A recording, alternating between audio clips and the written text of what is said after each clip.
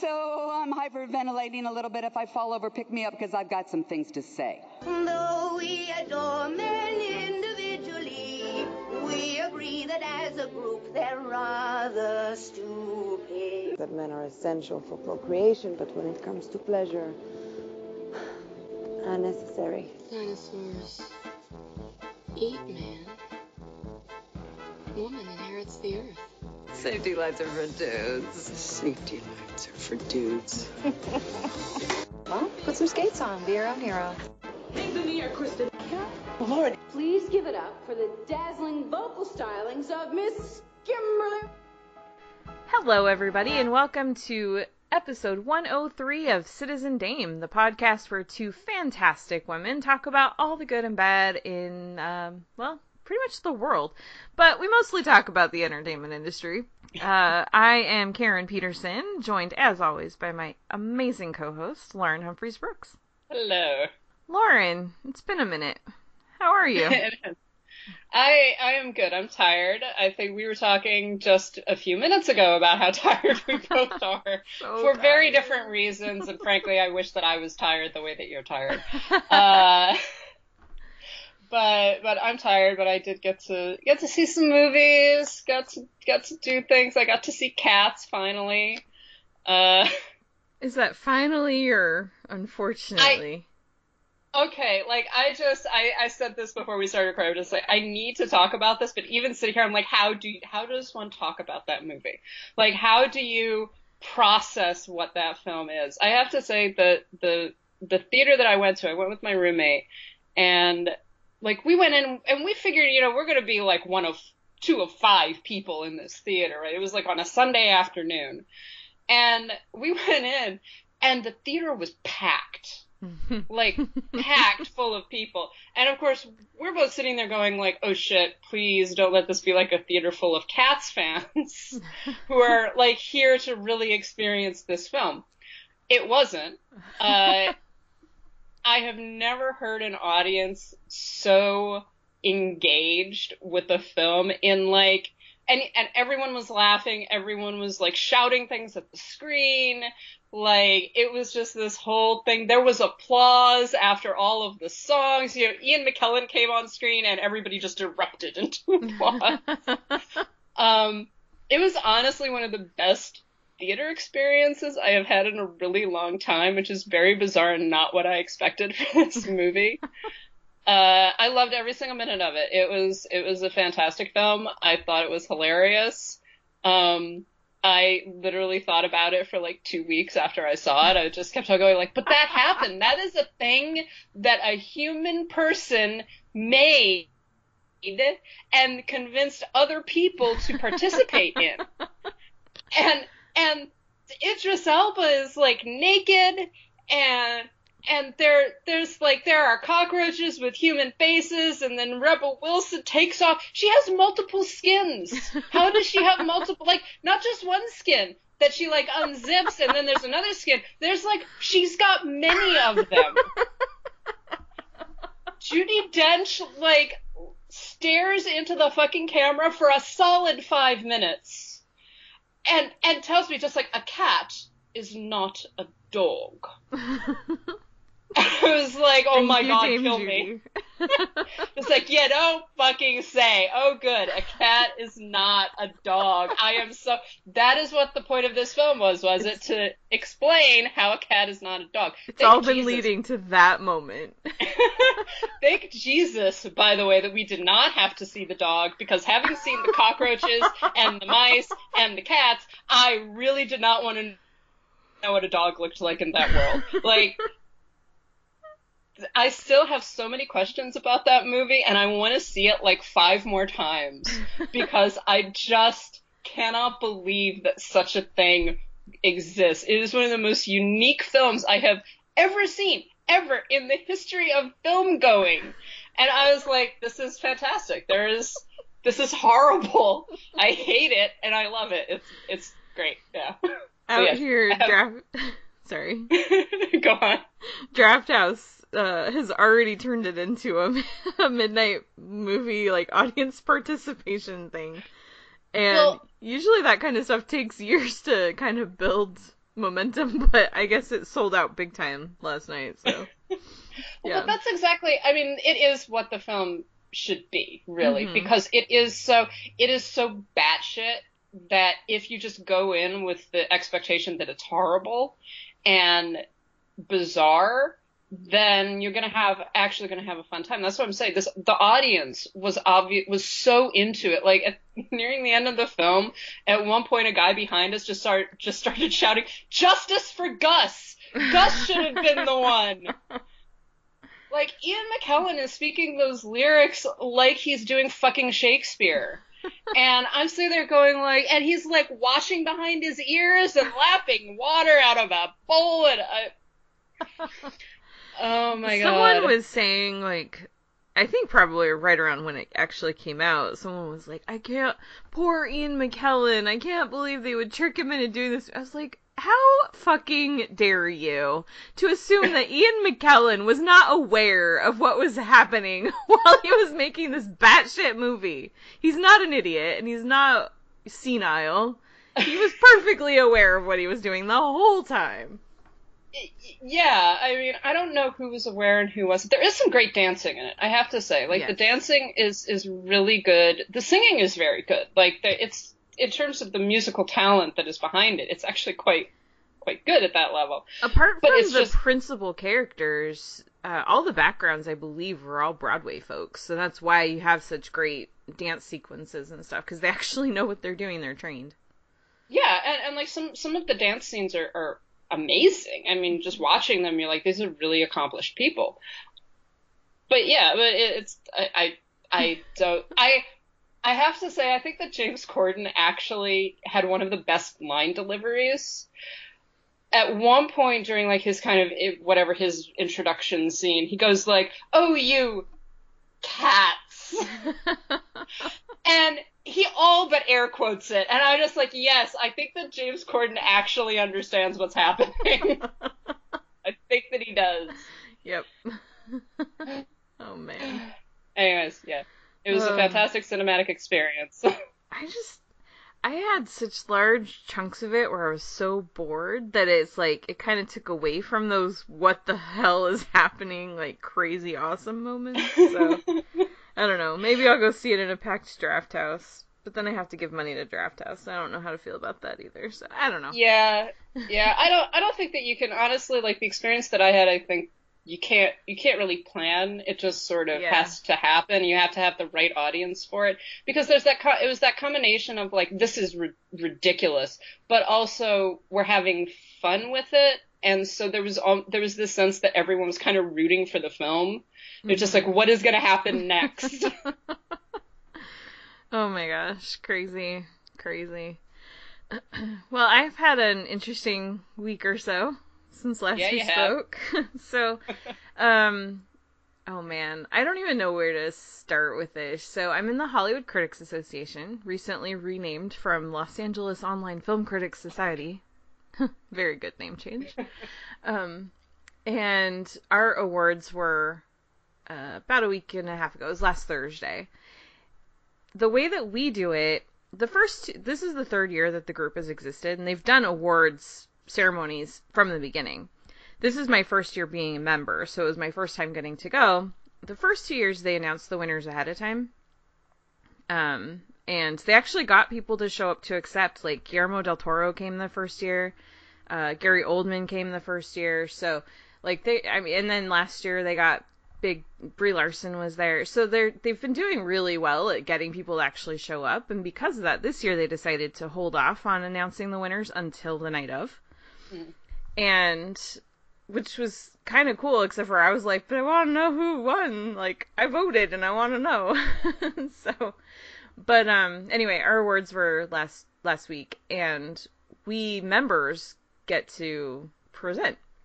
And I had said I was willing to present, but it's totally fine if you don't need me to. Not a big deal. I'm not going to be one of the people that's all butthurt if you don't need me. It's fine. Well, what they did was they wanted the presentations to be personalized to the winners, but they wanted to do it in a way that it didn't give away who won until you actually said the announcement. So what they did was basically everybody who was presenting, they sent an email and said, this is your category, this is your winner, do not tell anybody who won. And so Scott, our founder, the one who runs everything, he assigned me adapted screenplay, and the winner was Taika. And I was just like, oh my gosh, thank you so much. And he's like, he actually said, he's like, I can't think of that movie without thinking of you. So it just made sense. And I was like, oh, cool, thanks. And he goes, but if no one from the studio, or if no one from the movie shows up to accept it, we're not going to actually announce it. We'll pull that category. But I should know by Wednesday.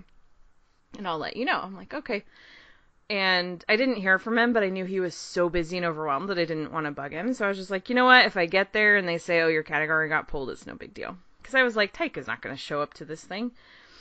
And, but then Thursday morning, I was at work at my day job, and I just got this weird feeling. I was like, he lives in the area. There's a lot of stuff happening right now. He might show up tonight. And then I got really nervous. And I didn't know, and I didn't want to ask, and I was just like, you know what, I'm just going to go with it. We'll see what happens.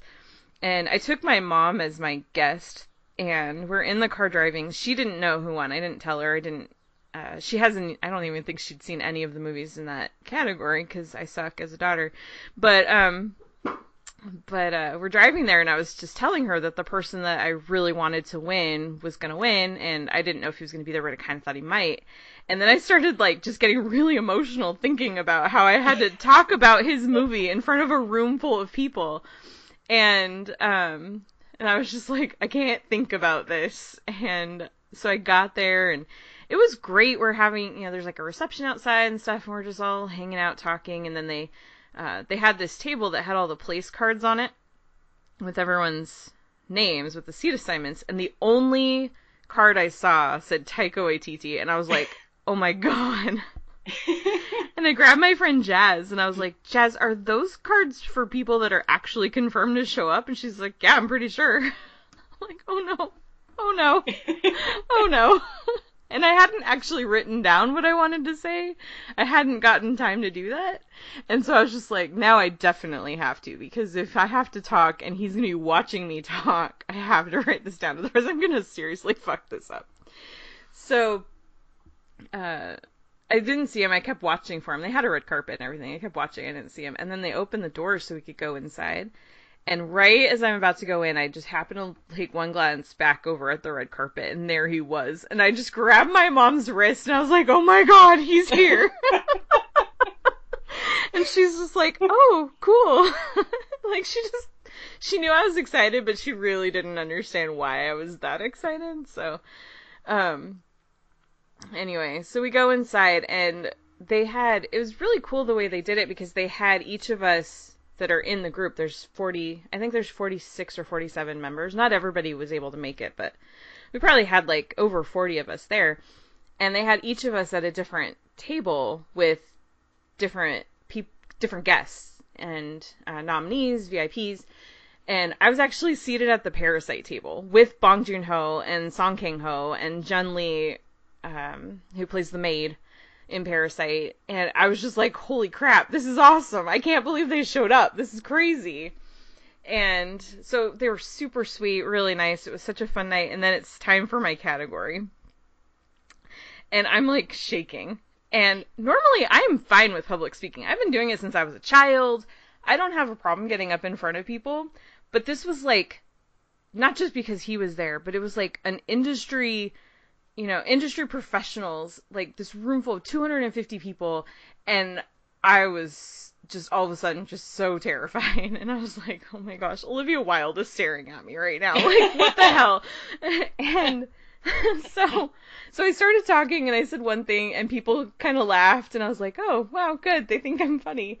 And then I started talking about, so I said, I read off the nominees, and then I started talking about Jojo Rabbit without saying Jojo Rabbit. And so I just started talking and saying that I was really honored to be able to present this award to pretty much my favorite human. And a couple of my friends were like, and I said, yep, now those of you who know me, you already know who won. And then I just talked a little bit about the message of JoJo, and then I said, so it's definitely not a good time to be a Nazi, but it is a good time to be Taika Waititi. And he just, like, I looked right at him when I said it, and the look on his face, he was just, like, surprised. I was like, oh my gosh, this is awesome. So, and I was like, I was, like, standing there in front of this room full of people, and I'm just, like, shaking. And he comes up, because I'm standing next to the stairs to greet him. So he comes up to the stage to accept his award. And he just kind of, like, hugs me, sort of, and then he kisses me on the cheek. And I was just like, oh my god. That just happened in front of everybody. And I mean, it's, like, no big deal, but I'm just like, don't pass out, right? So I go back off the stage while he's speaking. His speech, of course, predictably, best speech of the night. He's amazing. He's so funny. And it's just so natural. Like, everything he does is just, like, off the cuff. He's the funniest person on the planet. I'm convinced. So after the show was over, I was like, because I hadn't gotten to actually talk to him, and I was like, I'm definitely gonna go meet him. And so I run over to his table, and he was standing there. He's talking to another friend of mine, and then he finished, and he turns around, and he sees me standing there, and he just throws his arms out wide. He goes, sweetheart. I was just like, oh, I love you. And so he hugs me, and I told him, I was like, I can't tell you how much Jojo Rabbit means to me. And he goes, really? And he was so sincere when he said it. And he's just like, really? And I said, I love this film so much, and every time I talk about it with anybody, I get emotional about it. And he's just like, oh, that's so sweet. And yeah, so I was just like, thank you so much for making this movie. It's really, really great. And then we got a picture, and I was just, like, dying the whole way home. My mom was just, like, so sweet about it. But she was dying, too, because even though she hadn't seen, like, any of the movies that were nominated, she was like, I met all these people, and they're going to be nominated for Oscars. And she was, like, just so excited, too. So it was really cute. But that was just amazing. And then, sorry, this is a really long story. So I ran into him again at the Critics' Choice Awards on Sunday, and I was just like, this is getting ridiculous. And he's just such a wonderful, wonderful human being. Like, I don't know how anybody could not like Taika Waititi. He's incredible. And then I was at the Eddie Awards, the American Cinema Editors group. And I saw on the list that he was presenting the last award of the night, and I was just like, all right, Taika, look, you gotta stop following me around town, man. So, I didn't talk to him last night, but I did get to talk to Thelma Schoonmaker, and let me tell you, that was pretty amazing. Like, I'm sure, yeah. The thing that amazed me about her is how normal she is. Like, I believe that. Yeah, I don't know why it surprised me. I think I just, certain people, when they get to a certain status, I don't know, I sometimes assume there's going to be kind of this air about them of, like, maybe this aloofness, or they're, kind of above it all, and she was not like that. She was so sweet, so generous, really just lovely, and, yeah, and the whole time I was talking to her, I'm, like, screaming in my head, oh my god, it's Thelma Schoonmaker. So, yeah. Well, those are some awesome stories, I have to say. I cannot believe the week that I've had. And then, yeah, as I was telling you before we started recording, so last night I'm on the elevator with my friend Zach, and he writes for Gold Derby, and I just kind of mentioned that we were doing this podcast, and I was going to tell you the story about meeting Taika, and that, I said, yeah, I gotta tell Lauren about how he kissed me on stage in front of a room full of people. And he's like, oh, I gotta hear that story. And then I got off the elevator and realized it was a totally crowded elevator full of industry people. And now I'm starting rumors, and I'm apparently probably a homewrecker. So that's cool. His wife is lovely too, by the way. Like I said, you're gonna wind up in a blind item and be like, oh no. If I find one, I'm gonna respond, it me. Oh, man. That is awesome. That's so cool. Like, it really is. I have to say, everybody, like, Karen has occasionally, like, sent me messages while this was going on, and I was just like, oh my god. Oh my god. Oh my god. when I realized I was going to actually meet him, my brain couldn't process it. It still hasn't processed it.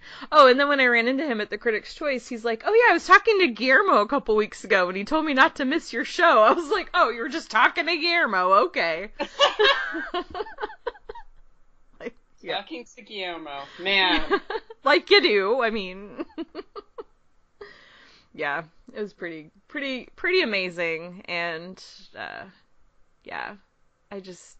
I'm really tired, but it's like a happy tired. It's been such an amazing experience, and I think about where things started 6 or 7 years ago when I finally jumped into this world, and never, ever, ever would have imagined that all this would be happening. And now I'm going to the Oscars this year. It's like, I don't know. Wow. It's crazy. It's crazy. Yeah. And that's the thing is, like, I'm not saying any of this to brag. I'm honestly just completely flabbergasted that this is my life now. I don't understand it. It makes no sense. But I'll take it. Sounds reasonable to me. So, let's talk about some less savory things. Harvey Weinstein's trial began this week. That was good news. Well, I guess they're still in jury selection. It's been about 10 days, I guess. They, as of yesterday, I think had seated 7 jurors. But they're running into a lot of problems because they've had people flat out say, like, I can't be unbiased in this. Mm-hmm. I have, like, some of them have been victims or no victims of sexual assault themselves, and then a lot of people just know too much about the case, and so it's taken a really long time. I was shocked. Gigi Hadid was actually one of the people that was summoned for that jury. She got dismissed. She's not going to be on it, but like the fact that she got jury duty and then showed up, and it turned out to be the Weinstein trial, because you don't know what case you've got until you show up to the courthouse. Like, what are the odds of that? Well, I'm always amazed with things like the like sexual assault trials or sex crimes in whatever form, because of course the question that they always ask is, do you know anyone? Have you ever been assaulted, or do you know anyone who's ever been assaulted? And I'm kind of like, do women ever get selected for these kinds of juries? Because I don't know a single woman who has not either had an experience herself or knows someone who has. Yeah. And like, I'm just kind of like, and I mean, I remember going into jury duty once, and it was for a sexual assault trial, and I was like, I have to tell you that I have friends who this has happened to, like, and they dismissed me, so it's like, I mean, I don't care. I don't know how anyone would be unaware or unbiased in this particular case. Yeah. That's the thing. It's like, how are they going to find 12 jurors? It almost would just be better to just do a bench trial. But I think that Weinstein and his lawyers are counting on finding a jury that, I mean, they can't get jurors that don't have biases against him, but they can certainly find some that are sympathetic to him, and I think that's what they're banking on. Yeah. Which is just weird that anybody would be sympathetic to him, but, it takes all kinds, I guess. There are assholes in this world. There are many, many assholes in this world. Speaking of which, French film director Christophe, I'm going to say this wrong, Rougier, was arrested this week. It was just this week, right, that he was finally arrested. The allegations came out months ago. I think it was back in November when Adèle Haenel, an actress who starred in one of his films, Les Diables, The Devils, in 2002. She says that on the set of that film, he harassed her and did a lot of things to her. And so she finally came forward back in the fall. And so I guess the French police have been investigating this for a while, and they've actually pressed charges, and he's been arrested for sexual aggression on a minor. One thing that this article that I found comes from the BBC, and one of the things that I thought was a little bit those French folks. I'm trying to find the quote. Is it the quote from him? No, it's just a quote in the article. Where did it go? Maybe I was reading it in a different article. Yeah, I only see 2 quotes, one from her and one from him. It was something, it wasn't actually like a stated quote, it was just something that the writer of the article said. And it was something about this, like, sending shockwaves through the French industry. Oh, I can't find it. Weird. I must have been reading a different article and I saw that, because I was just like, oh, okay, now the French want to be all butthurt about people molesting kids. Well, I mean, I think that it does indicate that we've talked about, you know, what is Me Too and Time's Up actually going to do? And I mean, the fact that he can be arrested in France, that, like, they're not brushing this off, that they're actually investigating it, that they're taking her allegations seriously, that, and you don't know what is ultimately going to happen in this case, just like we don't know what's going to ultimately happen with Harvey Weinstein. But it definitely shows that there's been a shift in the way that people in authority, that the police officers in the legal system are taking these cases. There's been a lot more of, like, okay, we're not going to sweep this under the rug anymore. We're not going to say that this doesn't matter, or that it's unimportant. I mean, good for her. You know, I think that she said that it was after she saw the Michael Jackson documentary that she began thinking about this experience and was finally like, this was not right. I need to talk about this. And you know, she's a badass. Like, I love her. She's one of the most interesting people. She gives a great performance, by the way, in Portrait of a Lady on Fire. But yeah, she's being very brave, and I have no doubt that particularly living in France, that probably she thought, you know, nothing was going to come out of this, but something actually might.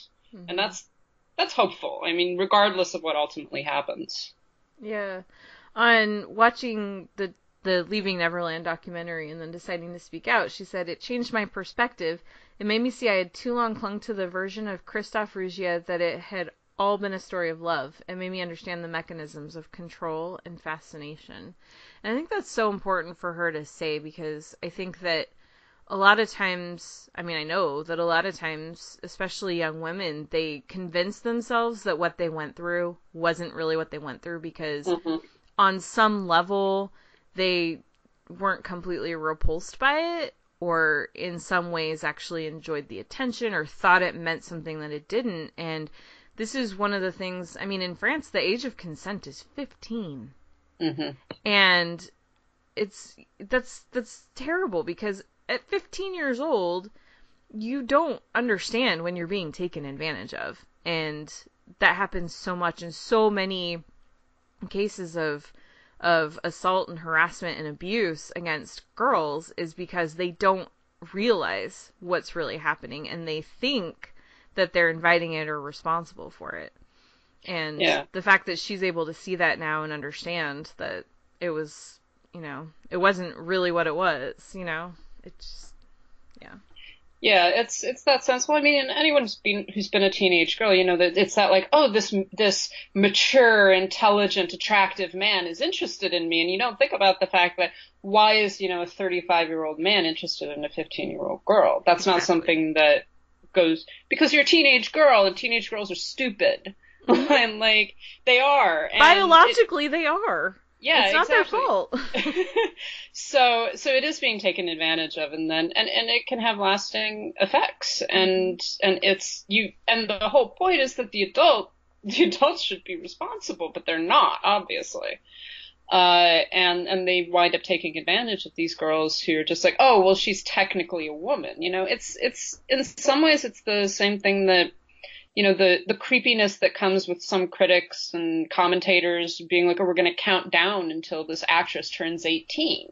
Yeah. You know, and it's like, it doesn't suddenly become okay. You know, one day it's not okay, and then now it's okay. It's like the age of consent thing is a legal rule. And it doesn't determine, you know, this is when it's like now okay to treat her differently or to treat her like an object that you're going to consume or something like that. It's very weird and very disturbing. Yeah, well, and that we've talked about this before too. That age of consent is not about protecting the kids; it's about protecting the adults. Yeah. So yeah. Anyway, glad that he got arrested. Glad that France is actually doing something, and I mean, we'll see what happens next. But I want them to stop protecting people like Polanski and oh my gosh, who was that? The professional guy. Oh, Besson. Besson, yeah. I totally blocked his name out of my brain. But yeah, they need to stop protecting these people and start really moving forward and protecting the girls in the industry and the boys too. Yeah. Yeah, no, I'm certain that there's a lot of abuse of underage boys as well, and generally, amazingly enough, that it has even more of a taboo, particularly in something in a culture like France, which is so steeped in this macho nature that, you know, you've got to be tough, you've got to be manly, etc. And I'm certain that there are young actors who this has happened to and are not coming forward, and probably will not come forward. Yeah, absolutely. So, moving on, this week the Oscars are a little bit in the news, kind of, maybe a little. And of course, it was big news and maybe not a big shock that there are, once again, no women in the Best Director lineup. I mean, 92 years, 5 female directors nominated, so, you know, we're just following the tradition. It's fine. Anyway, this led to a conversation on Twitter because there was a growing belief or kind of a groundswell that Greta Gerwig would get into director. Ultimately, it was Todd Phillips who took the last spot. I think there were probably 4 or 5 directors that were hovering around that, because the ones that seemed like a shoo-in were Bong, Scorsese, oh my gosh, my brain, I'm blanking. Mendes, yeah, he seemed pretty definite, and Tarantino. Yeah. So those 4 seemed, I don't use the word lock, but they seemed as close to locked as anybody else would be. So then there were kind of 4 or 5 directors that were hovering around that 5th spot, which would be Todd Phillips, who ultimately got in, Taika Waititi, Noah Baumbach, and Greta Gerwig. Mm-hmm. And ultimately they went with, you know, the boring, pasty white dude. And which was no one's surprise, and it would have been the same thing if they'd gone with Baumbach too. But this caused a lot of people to be really upset. I personally was more upset that Taika didn't get in, not just because of my personal feelings for him, but because I think that what he did with that movie is just so great, and he got nominated for a DGA and PGA. I mean, it's just, to me, that's the most glaring miss out of anybody. But that's beside the point. Greta Gerwig didn't make it in. She did get nominated for adapted screenplay. And Tyler Ruggieri, I hope I'm saying that right, he had a thread on Twitter, and he started off, he said, "There's a reason Greta Gerwig being snubbed for her direction of Little Women. It has everything to do with the way the art and craft of filmmaking has been masculinized from inception." And then he talks about how male directors like to show their work, that everything is about the spectacle, and like, look at what we did with this, and look at this one shot film, which 1917 is brilliant. But anyway, but I understand his point. It's all about, like, they sang this all live. They didn't record it separately, and everything is about, like, the suffering for the art. And female directors tend to be much less like that. And in fact, earlier this year, well, in 2019, I got to talk with Jennifer Kent about The Nightingale, and we talked pretty extensively about the lengths that she goes to protect her actors. And especially in a film like The Nightingale, which is all about sexual violence and just violence in general, and a woman who has been brutally raped, has had her family murdered right in front of her. And we talked about that relationship between the 2 leads, which were Sam Claflin and Aisling Franciosi, and how any male director likely would have tried to really make that an antagonistic, like, keep them away from each other, so that, like, when they come together, those scenes just really crackle and there's really that tension between them. But Jennifer Kent was like, I don't think that's the way to do this. I think that in order to really feel safe when you're filming and really feel like you can come out of this not feeling victimized, you two have to become friends. And so she really encouraged them to spend a lot of time together and get comfortable with each other so that they had a level of trust when they filmed those scenes. And it's just, it's so interesting the way that men and women direct films differently. And I mean, I've said for a year now that if a man had directed The Nightingale, it would have been nominated for 10 Oscars this year. Yeah. But instead, nope, it's not nominated for a single thing. But that's where I think that what's his name's Gary's thesis is not supportable. Okay. But so you're saying, like, if a man had directed this film, then he would have been nominated. Well, the film wouldn't particularly, the film might be different, but if we're solely talking about this is The Nightingale and that's what this is, then that kind of a film is not inherently female. Right. Right? Any more so than, I mean, fuck man, Age of Innocence, directed by Martin Scorsese, is inherently male.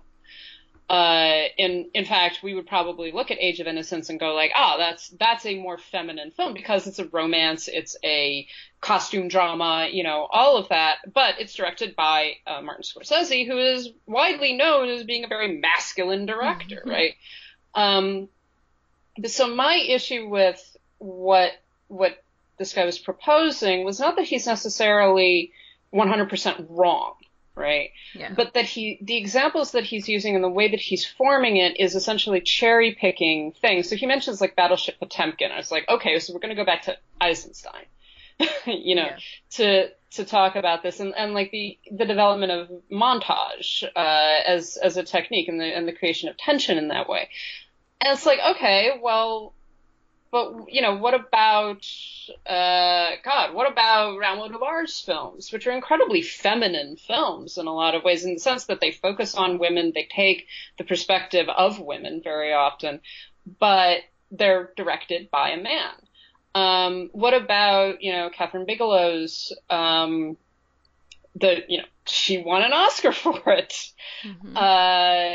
Zero Dark 30. And the majority of her films are not what we would consider to be female films, whatever that particularly means. They're action films. They're films that do have this extremity of emotion and extremity of relationships and, as it were, showing your work.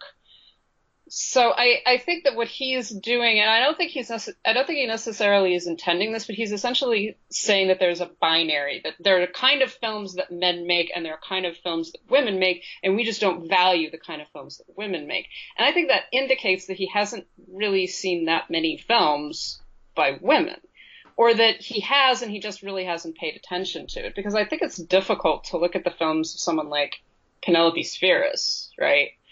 Or Ida Lupino, and say those are the kinds of films that women make. What does that mean necessarily? I mean, if you look at The Hitchhiker and you say, okay, Ida Lupino directed this, a woman directed it, it's an incredibly masculine film. It's all about men.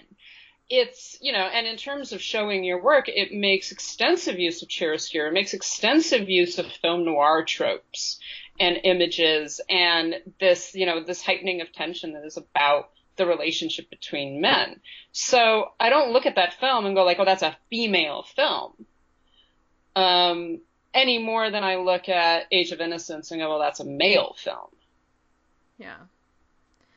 There was one thing he said in here that I really was just like, thanks for ignoring all the women that directed movies before, like, 1930, but now I can't find it. He was talking about going back to the beginning and just naming male-directed films and male directors, and I'm like, there were a whole lot of women back in the beginning that actually really got the industry going.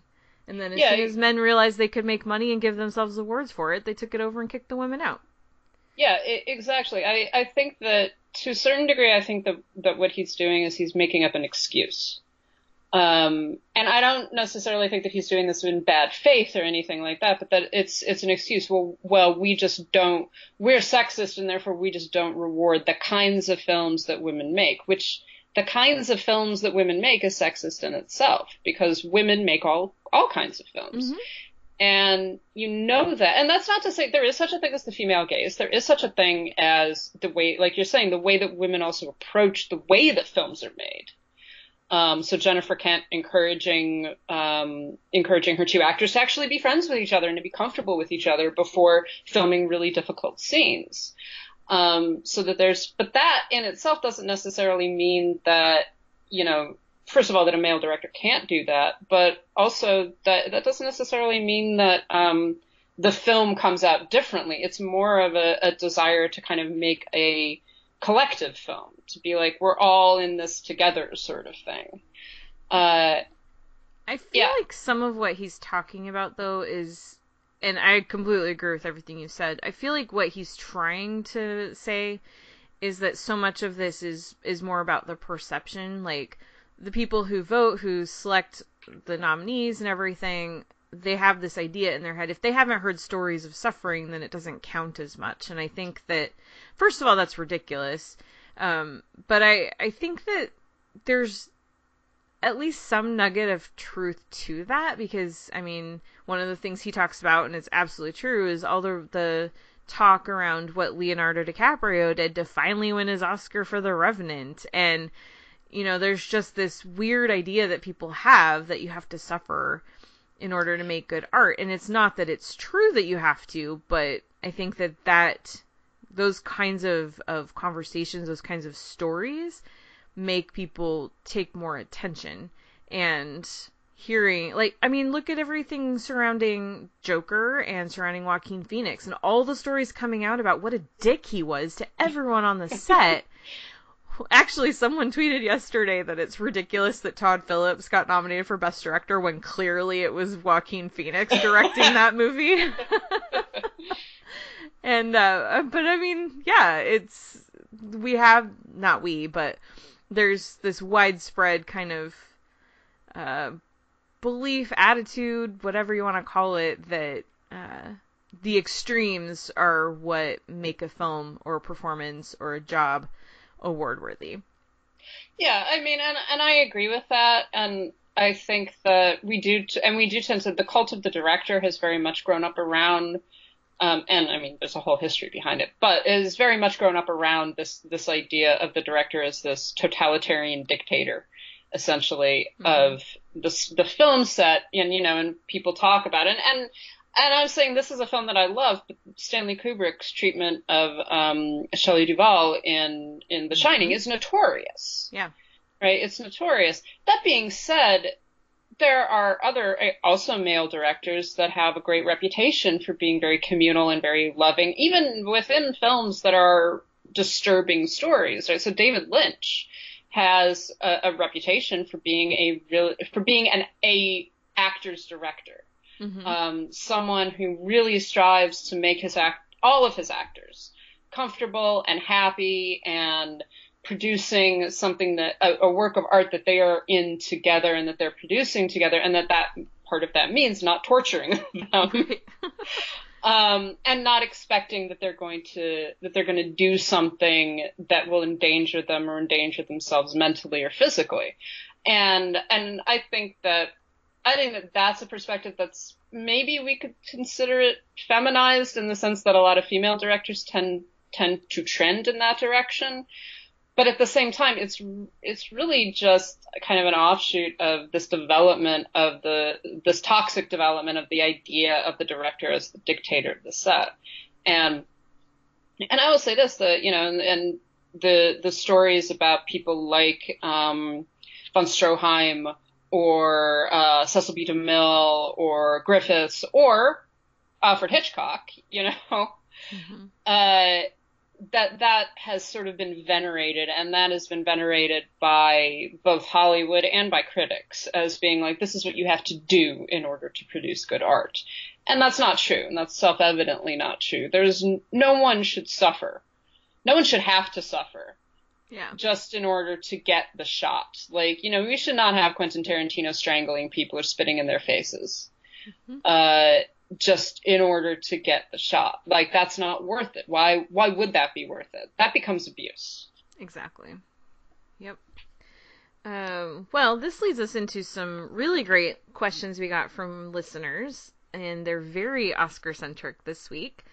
So, let's start with, from Brendan at BLC Agnew. Favorite lady-directed film that didn't get its due? So many. Why don't you start us off? Hustlers. I mean, speaking of a film that if it had been directed by a man would definitely be nominated for shit. Hustlers. Like, how did Hustlers not get a Best Director nomination? Not at least get J-Lo into the Best Supporting Actress category. Like, what the fuck? So Hustlers, definitely. I think my favorite film this year, Portrait of a Lady on Fire, has just been pretty much soundly ignored. I'm not surprised, but it does seem to be getting ignored. I think Little Women also, and Little Women is not my favorite in the group, but I actually do think that particularly considering the films that have gotten a lot of attention and the directors that have gotten a lot of attention, if you're going to give them attention, give Greta Gerwig some attention as well.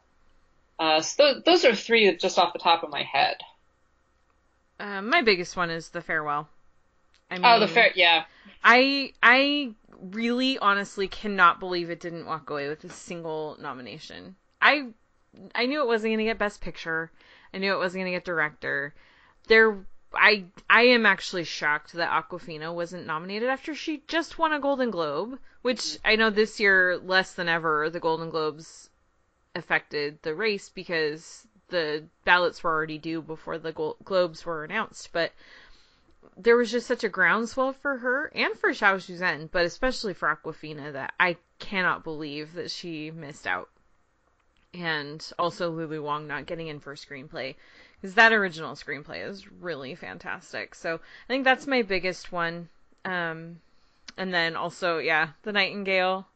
It's funny because it's like it wasn't even that high on my list of movies that I saw this year as far as favorites or anything, but it's so well made. It's such a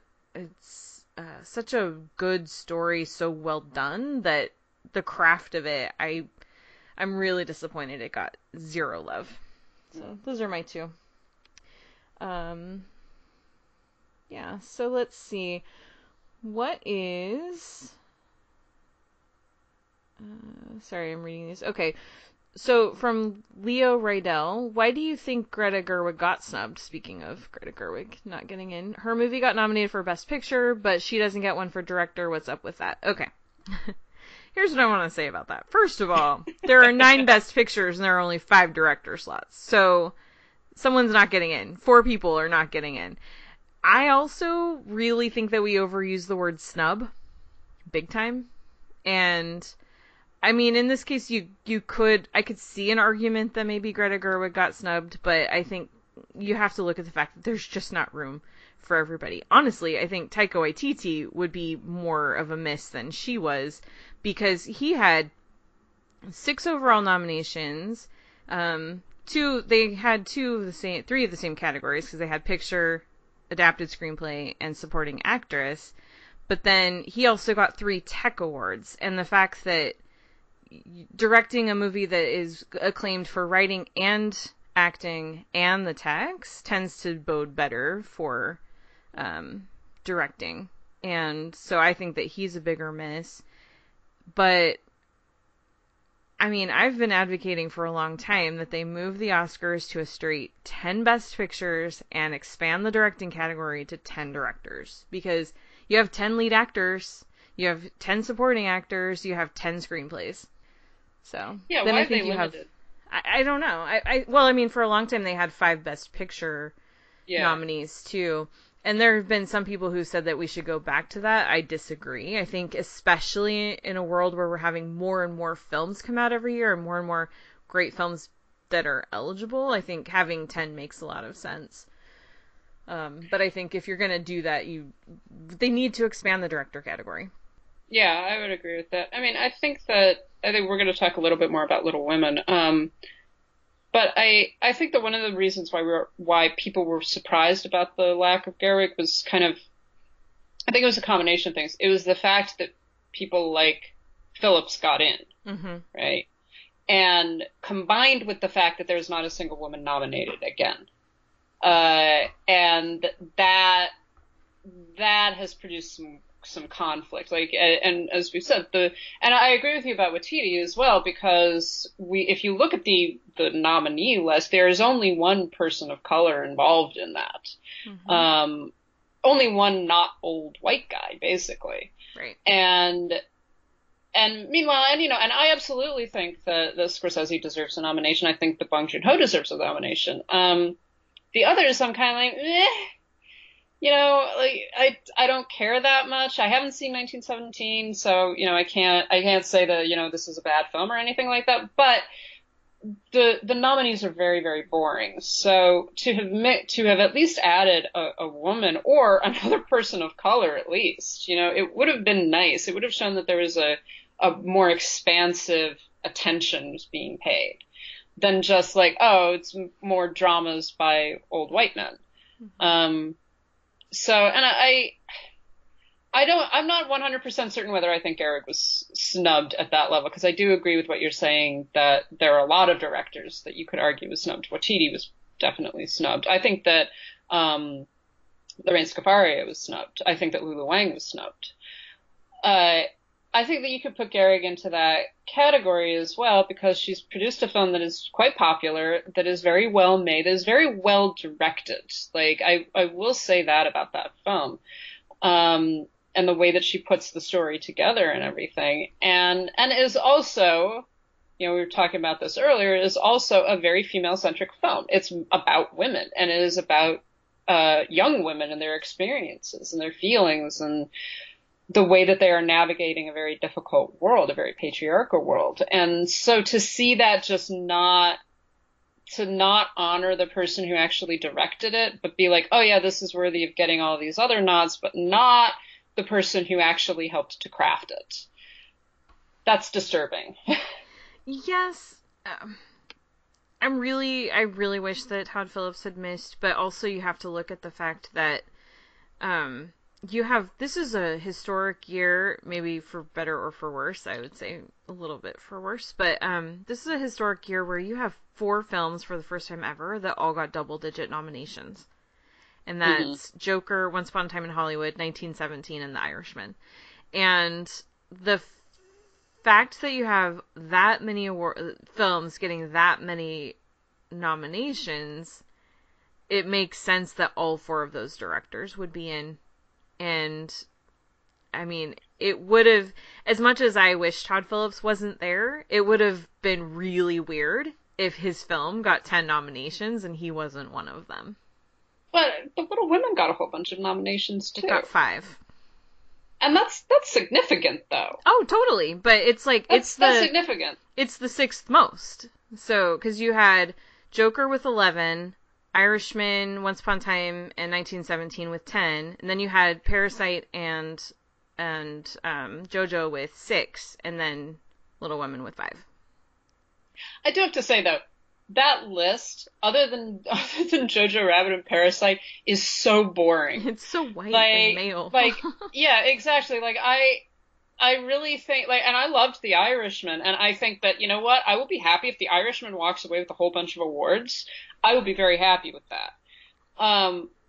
But just looking at it, it's just like, oh my god, I'm so bored by this. Like, it's so predictable. It's so, like you're saying, there's so many films that got a bunch of nominations. So there's going to be a case where, like, it could be that one walks away with, all of them.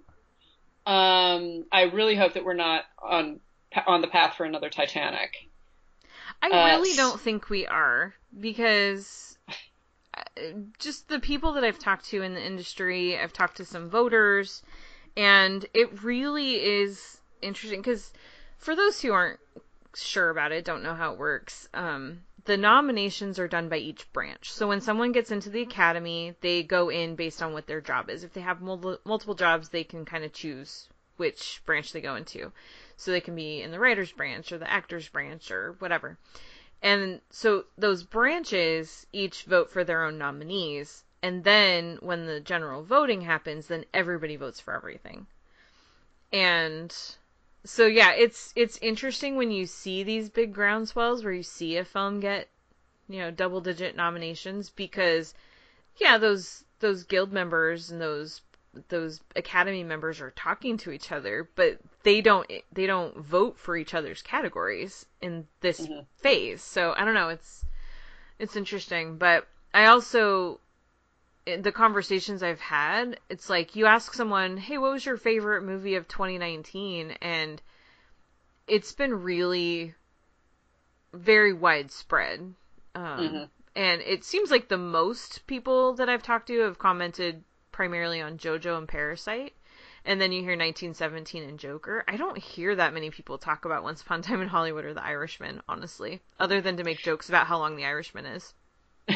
Yeah, I feel like Once Upon a Time in Hollywood has also kind of petered out in a certain sense, that it's, I don't know, and that might just be my impression, that there is this kind of attitude, like, oh, that came out and, it got pretty good reviews and a lot of people liked it and everything. Okay, moving on.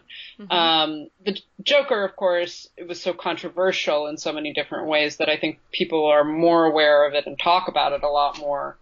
And, maybe that would have been the true about Once Upon a Time in Hollywood if Joker hadn't come out this year. I think that there would have maybe been a different discussion. It could be. But I think this is a year, especially because you have it's so top heavy with so many getting so many, you have 4 movies getting so many of the nominations. I think that actually creates more of an opportunity to spread the wealth. Because if I've got a ballot and I'm looking at, well, if I vote for this here, I want to make sure that movie gets something, so I'm going to vote for that over here. So I think that you're going to see you're going to see some splits. I think that, I think whoever wins one of the screenplays will probably win Best Picture, but I think that director is going to go to somebody else. And I think the acting winners are going to be split among a couple of films. I don't think that you're going to have, I'm trying to think if this, I don't think you're going to have 2 actors from the same film getting awards. So I think it's going to lead to a year where it's more spread out. It's not going to be sucked up by one film, which is good. Yeah, definitely. I hope so. Yeah. Well, James at JKC Hart asked, what is the stupidest Oscar nomination this year? Bonus points for it not being related to the clown movie. And what is the coolest Oscar pick this year? I can't think of one that isn't related to the clown movie. Well, my dumbest, stupidest Oscar nomination. Sorry, I will die on this hill. I hate Florence Pugh as Amy March at 13 years old, and it fucking sucks that she got nominated over Xiao Suzanne. We're gonna have a conversation about that. I agree that both of those women should have been nominated. I absolutely agree with that. Yeah, I can't think of one that doesn't have to do with the Joker. Marriage Story got a few, didn't it? I think that's pretty stupid because it's a bad movie. Yeah, it makes me sad that Laura Dern's Oscar is going to be for that. Because she's probably going to win, and it's like, oh man. I you know what, if she wins, I'm going to pretend that she got it for Little Women. Okay. I'm just going to be like, it's actually for Little Women, it's okay. That works. I liked her in Marriage Story, but I don't think so. It feels like a caricature of her Big Little Lies character, so it bugs me. Like, I love her, I think she's wonderful, and she's a perfect human being, but I have so many negative feelings about that movie, but she's one of them. What about coolest Oscar picks, Oscar nominations? I'm going to say the fact that Parasite and Jojo Rabbit both got in for film editing was huge and very exciting, because the correlation between, not that I think either one of them is going to win Best Picture, although I'm starting to think the tide is turning for Parasite, But the fact that they both got in over Once Upon a Time in Hollywood is crazy, and gives them really strong support to be threats in the top categories. Mm-hmm. Yeah, I like Parasite getting in there for a Best Picture and Best Director, like all of those. I think it would be amazing. I'm not, I don't think it's going to happen. It could, I guess, but I think it would be amazing that this film about class stratification in Korea could actually wind up being a Best Picture winner. I think that's really cool. I also just really dig that Joe Pesci got nominated. Mm-hmm. That makes me happy because I love him, and I particularly loved him in The Irishman. So I think he really deserves it, and I would like to see him win. I think that would be really cool. He's so great. It would be awesome I love Brad. I've met Brad Pitt too now. What the heck? But okay, now you're just name dropping. I am, and it's so dumb. It's ridiculous. I was saying to him the other day, Brad, I love you. Oh, it was more like just staring into his beautiful locks. But yeah. But no, Joe Pesci. It would make me so happy if he wins, because his performance is just so, I don't know. It's subtle, but it's really powerful, and I think it's such a great summary of what he's been able to do in his career, and it would be really awesome to see him get rewarded for that. If he wins the SAG this weekend, those are tomorrow, if he wins the SAG, he's definitely in a place to win the Oscar, although I still think Pitt's gonna get it, but I don't know, we'll see what happens. Yeah, every once in a while I go back to the scene in The Irishman. I just think about it. The scene in The Irishman where he's telling Frank that, he's basically telling him, you're going to have to go kill Jimmy Hoffa. Mm-hmm. It is what it is. and that, the intensity and the way that both of them really, and it is both of them, but Pesci in particular, the combination of sadness. Mm-hmm. That he doesn't want to do this. He's not happy about it. Yeah. But he's constrained by the whole system that he exists in. And sort of being like, we tried. We tried to help him, and we couldn't, and now this has to happen. And it's just it's so subtle and so intense. And there's none of that histrionic. There's no shouting. There's no, it's just these two old men who are, coming to the point where, you have to do this now, and I have to tell you to do it. Yeah. It's very, very tough to watch, but it's really good. There's so many moments like that for him in the movie, which I know we've talked about this movie at length, but the other one that I always think about is right after Frank has gone and blown up the laundromat, and he gets summoned to sit down with Harvey Keitel, and Joe Pesci's just sitting there, not saying a word, and Harvey Keitel's like, you don't know how good a friend you have. Oh, yeah, I know. No, you don't know.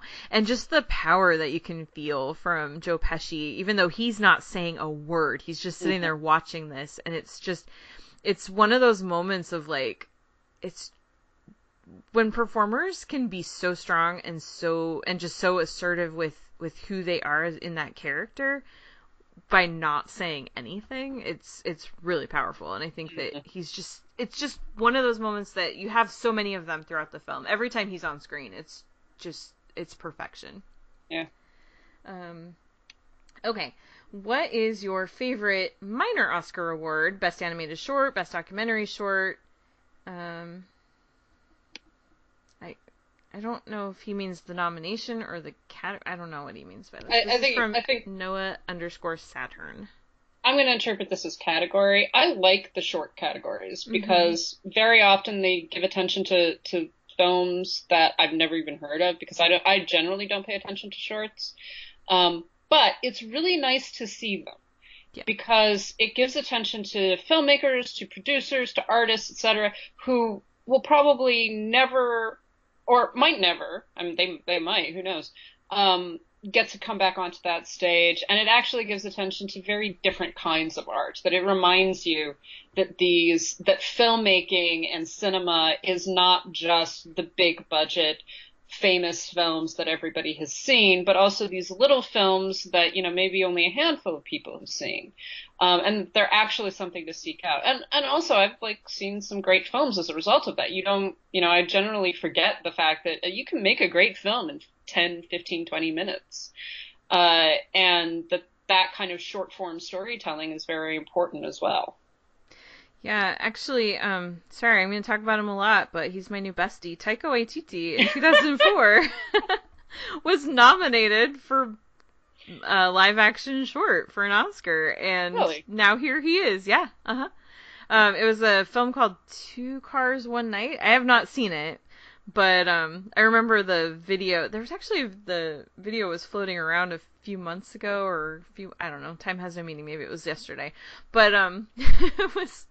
He had talked to, because they were sitting kind of in the back of this section, and so he told all the other nominees in the category, let's all pretend to be asleep when they announced the category. He was the only one that did it.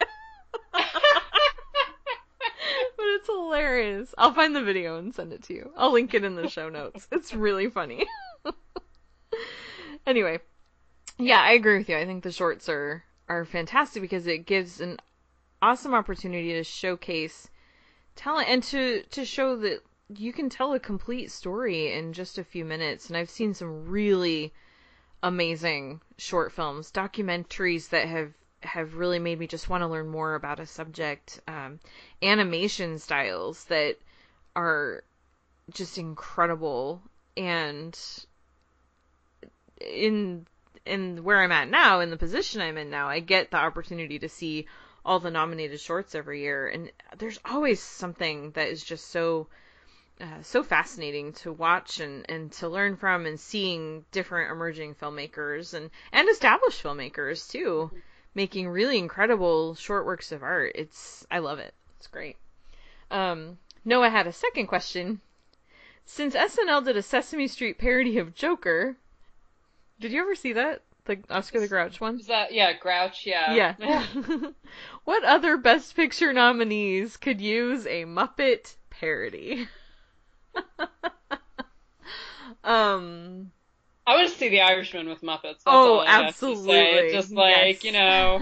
I don't know. Just like Kermit as Frank.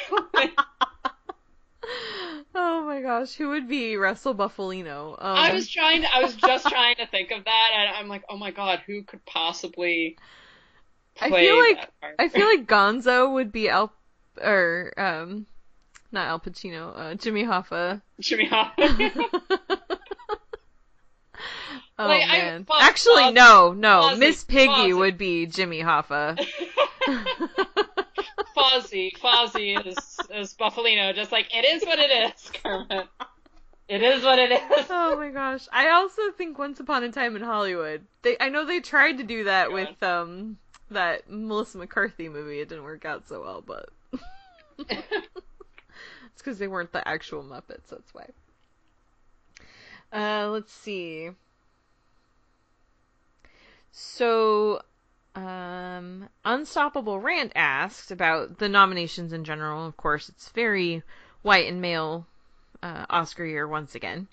So, do you think these nominations are a reactionary backlash against the success of films like Moonlight, Get Out, Lady Bird, Black Panther, The Shape of Water, etc.? I don't think that it's a backlash. I know that every year there's stories that come out about Oscar voters who they'll see a film on a ballot and they'll be like, well, didn't we do that last year already? And it's not necessarily that they're against that movie, they just don't feel burning need to reward it. Not that that's better, but I think that what's happened this year, honestly, I think the shortened season. The Oscars are 3 weeks earlier than they normally are. Everybody's feeling it. All the guilds had to move everything up earlier. There's just a shorter time, and I think that there hasn't been a lot of time for people to see everything, so they've been seeing the movies by the people that they know, which that's Martin Scorsese, that's Quentin Tarantino, and so I think that it hasn't given as much time for certain films to emerge. But then when you see a movie like Parasite getting 6 Oscar nominations, I don't think that other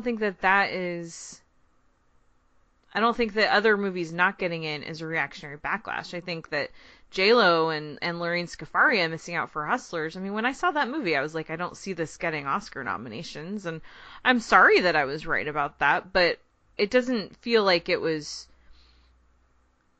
because they've done that before, or because these other movies already won, succeeded, that we have to punish this one. It didn't feel like that. I think that what people were looking for this year, some of those films just didn't fit in with that, I guess. Yeah, I think that I agree with you. I don't think that I would call it a backlash, because I don't think it's that calculated. It's not like, okay, we've done, Shape of Water, or we've done Get Out, and therefore we never have to do that again. Right. Or something like that. I think that the Oscars have pretty much always, and there are always outliers. There are always the Shape of Waters, the Shape of Get Out, Lady Bird, etc. Moonlight, that are kind of unpredictable, come from behind. We sort of expected that they would get a nod but wouldn't get an award, kind of thing. Like, I think that there have always been those within Oscar history, and this year just kind of seeing some more of the same. I mean, the Oscars have always been vanilla at some level. Mm-hmm. They've been about often very popular films that are, like you're saying, by very acknowledged filmmakers, with actors that are known to be, these people are Oscar contenders. And while we have those outliers, the majority of them are pretty much, what it is. Right. And so it's hardly that. I think that's the sense of disappointment that is coming out this year, and that has really come out in the past couple of years, of not so much, it's shocking that you're not nominating these films, but more like, oh my God, why can we not have something different? Mm-hmm. And I think that one of the things that was very interesting about the awards for Moonlight or for Shape of Water is that they are very different films. They're not immediately the films that you go to. And I think that we're seeing a similar thing with Parasite. That's why, I wouldn't be horribly surprised if Parasite actually won. Yeah. So I don't think that it's a backlash. I don't think it's just like, oh, we're just not going to nominate these. It's just like, it's boring. It's industry people being industry people, mm-hmm. basically.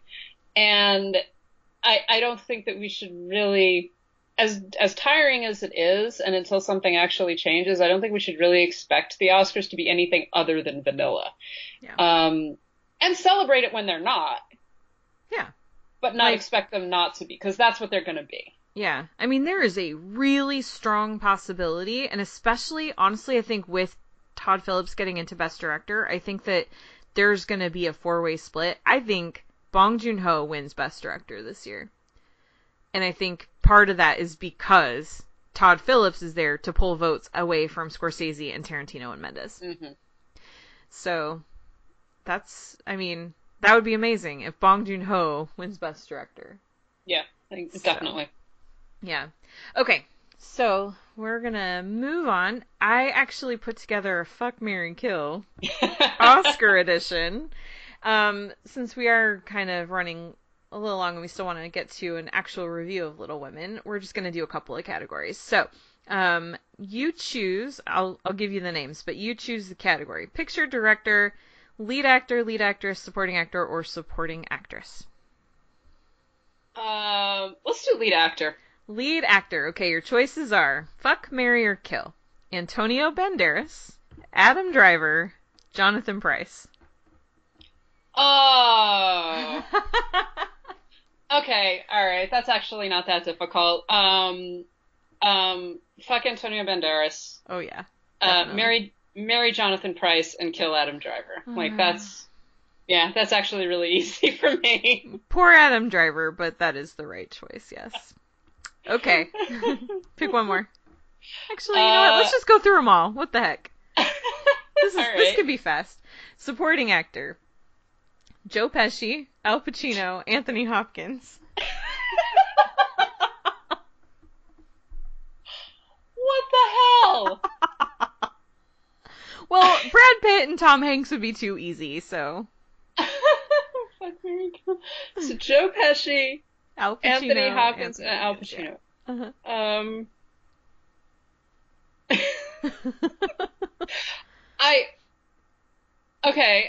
I guess I would fuck Al Pacino because I just want to know what that's like. I can't believe I'm going to say this. I would marry Anthony Hopkins and I would kill Joe Pesci. I know, I would do the same and I feel really bad about it. I just finished talking about how I want him to win. I'm just like, oh, I'm sorry, Joe. He can win and then he can die. Lead actress. Saoirse Ronan, Cynthia Erivo, Charlize Theron. I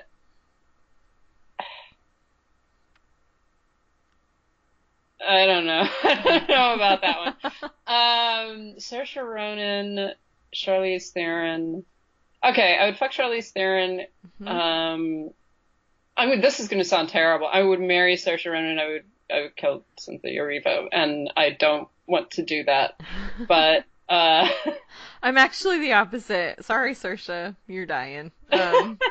Cynthia Erivo is an angel, and I love her. So see, that's what I suspect. See, I was thinking more about. No, never mind. I don't know. I don't know how to like explain my thought process on that. Supporting actress: Kathy Bates, Laura Dern, Scarlett Johansson. Oh, well, that's pretty easy. I would fuck Laura Dern, marry Kathy Bates, and kill Scarlett Johansson. Yes, that is correct. Sorry, ScarJo. Okay. Directors. Bong Joon-ho, Todd Phillips, Quentin Tarantino. Fuck you. Okay. I would fuck Quentin Tarantino because then he could just get it over with. Marry Bong Joon-ho, obviously, and kill Todd Phillips. See, I would kill Quentin Tarantino because really, yeah, I know things. I would kill him, and definitely marry Bong Joon-ho. He's a delightful human being. Okay, picture. So what I did for this one was I picked the main or one of the main actors, like not actor but character, from Best Picture. So we've got Frank the Irishman Sheeran, Arthur Fleck, and Rick Dalton. What the hell? That's just impossible. That's like a no. Well, I would kill Arthur for sure. I think I'd fuck Rick Dalton. Yeah. Yeah, I'd fuck Rick and then marry Frank. Maybe I have that backwards. Rick has a lot of money. That's the problem. That's the problem because Frank is a sociopath. Yeah. But I think Rick is too. Yeah, probably. Can we just kill all of them? Okay, I'm fine with that. All right, kill and kill. Last one. Rosie Betzler, Joe March, Jessica from Chicago.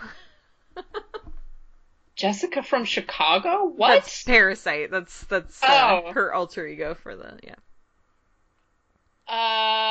wait, say those again. Rosie Betzler, JoJo's mom. Uh-huh. Joe March. And Jessica from Chicago. Okay. So like probably. Oh, I really like Rosie. I think I would marry Rosie, fuck Joe March, and kill Jessica. I think that's probably the safe bet. Yeah, definitely the safest. All right. Well, that's that. So, speaking of Little Women and Joe March. Little Women, you finally saw it. You finally saw it. Definitely liked it more than I did, it sounds like. So why don't you talk about your thoughts on Little Women?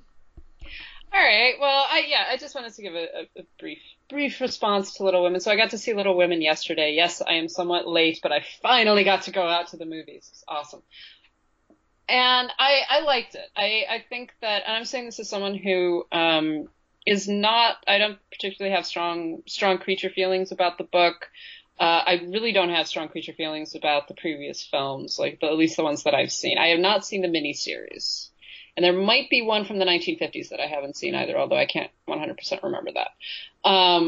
But I have seen the one with Katharine Hepburn, obviously the one from the 90s with Winona Ryder et al., and this most recent one.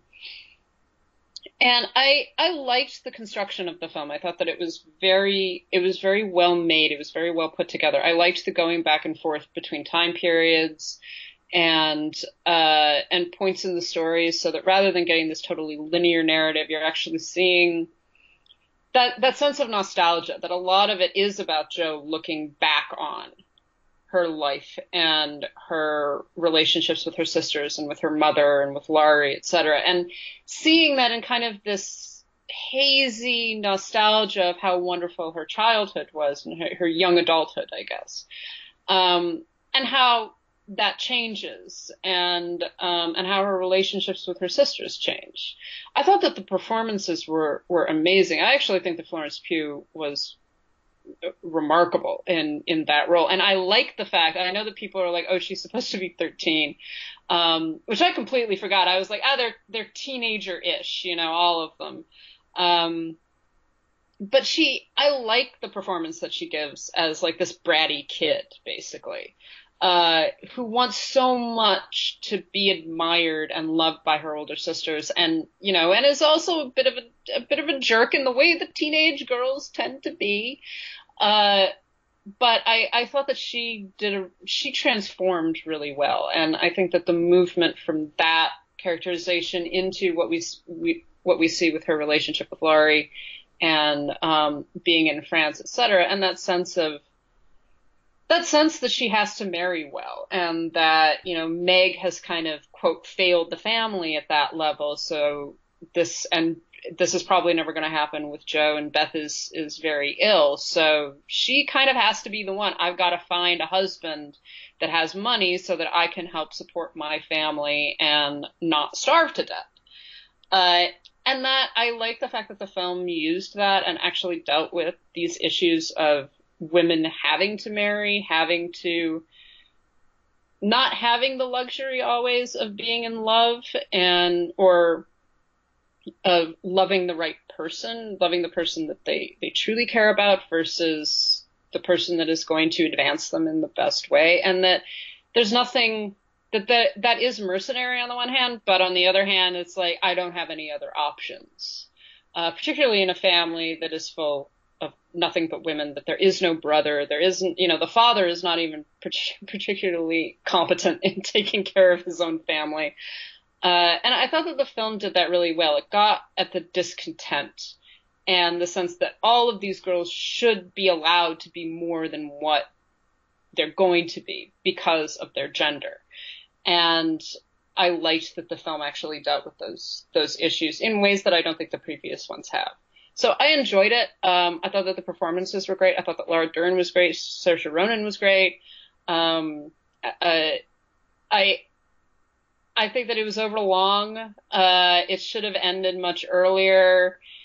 It does kind of, and I know that this is basically the way that the story ends, but I do feel like everything gets wrapped up into a neat little package, and I never felt like that this is really the right ending for it, especially not for the way that the film tells this particular story, that there's a like, oh, and now everything's fine. And it's like, no, is it though? Is it really fine? I mean, are these people really happy? Are they really in positions that they're going to be happy for the rest of their lives? And maybe that's all that they can be. This is the best of all possible worlds for them. So yeah, I liked it. I think that, it was imperfect, but I've seen so many films that are so much worse. Oh yeah. So yeah, that was my feeling about it. So I saw it, I don't even know when I saw it. It was a while ago. It was like, it hadn't come out yet. It was because, the studios were campaigning and they wanted us to vote for it. And so it was like a guild screening. And my first impression, I did not like it at all. I love Little Women. It was one of my favorite books as a kid, as a teenager. And the 1994 version, I love that movie. And so I didn't like this one. It wasn't the structure, but I think it was some of the ways that things happened because of the structure. it bothered me, and I don't think that Florence Pugh couldn't pull off 13-year-old Amy. I just didn't like the way that it was done. It felt very silly to me. It didn't feel like an actual adult being serious. It felt like an adult just trying to pretend to act like a 13-year-old. And so it bothered me. I didn't like it. I saw the movie again because I had to write the review for Award Circuit, and when I watched it again, I definitely softened on it a lot. I think that there are some things that it does really well. I still will not forgive her for what she did to Friedrich Bear, because I love Friedrich. But I think that there are other things about it that are really, really good. Like the fact that they actually give Marmee an opportunity to express her frustration, and the fact that she doesn't just totally just blindly love her life, that it's hard, and she has to make a choice to love her life every day. And you see those moments where Christmas morning the girls are waiting for her, and she walks in, and before they see that she's there, she kind of has this moment of like, okay, I have to, gird myself up for this. I'm about to disappoint my girls. And you get to see that moment on her.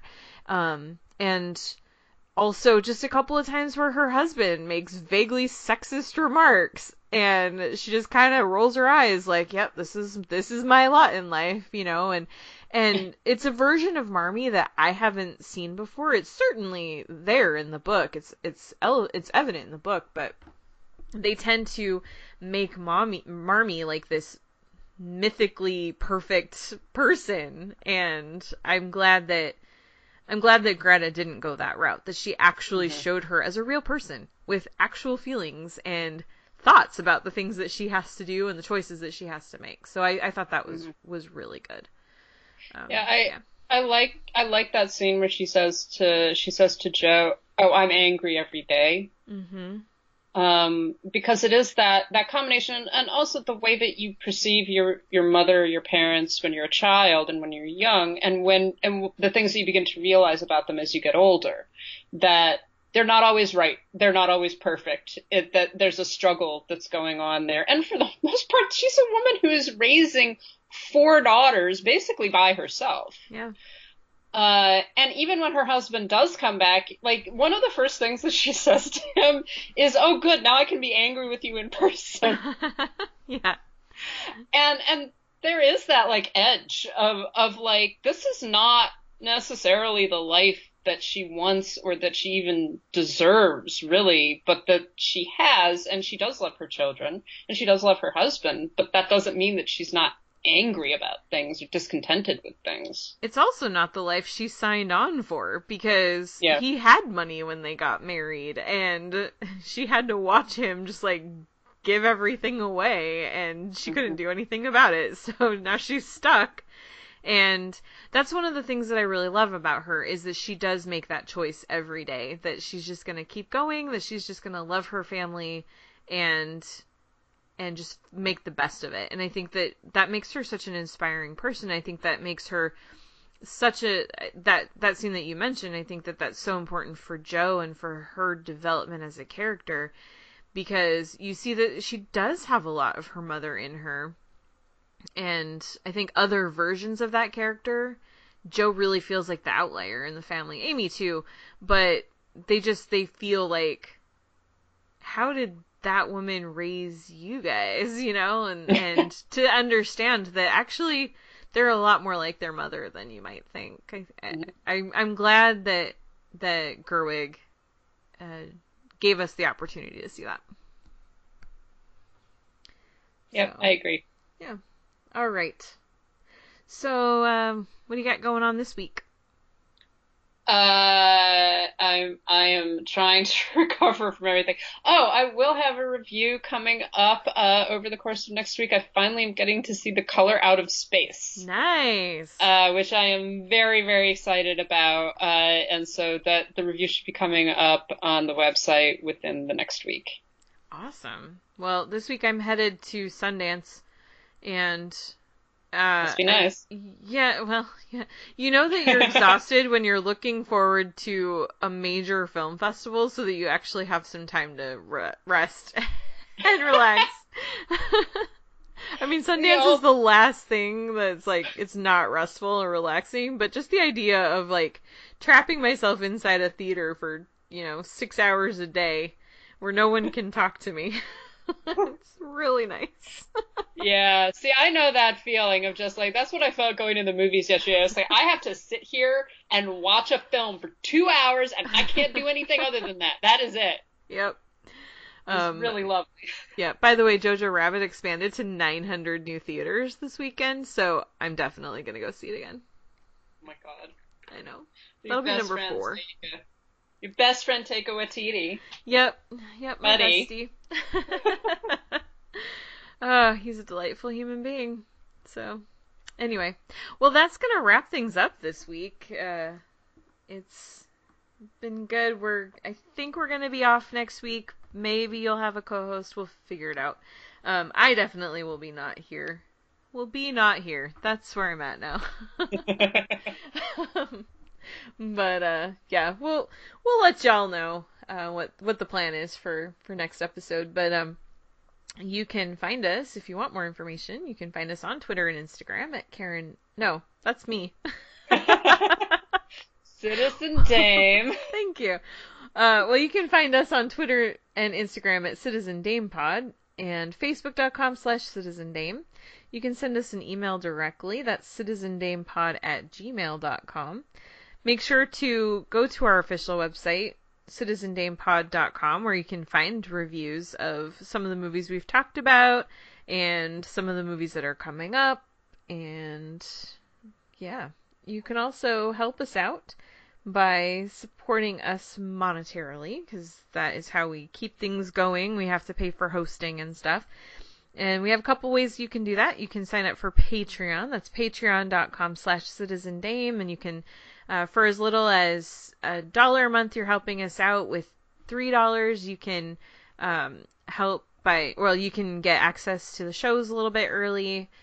We also will be having some bonus content. I know I've been promising that for a long time, but we really will. As soon as the Oscars are over, I'm going to have some time on my hands, so we'll do it. We also have our Zazzle store with lots of fun stuff in there, zazzle.com/citizendame. And if you just want to kick us a couple of dollars, our Ko-Fi is ko-fi.com/citizendame. We also really appreciate iTunes reviews or Apple Podcasts, whatever it's called now. Those help us out and help people find the show. So if you enjoy what you hear, go find us on Apple Podcasts. I will make sure that the link is in the show notes too, and give us a ranking. If you don't like the show, just keep it to yourself. You can you can also find us individually on Twitter and Instagram. Lauren, where are you? I am at LH Business. And I am at Karen M. Peterson. Thank you all so much for listening. Have a great week. Bye.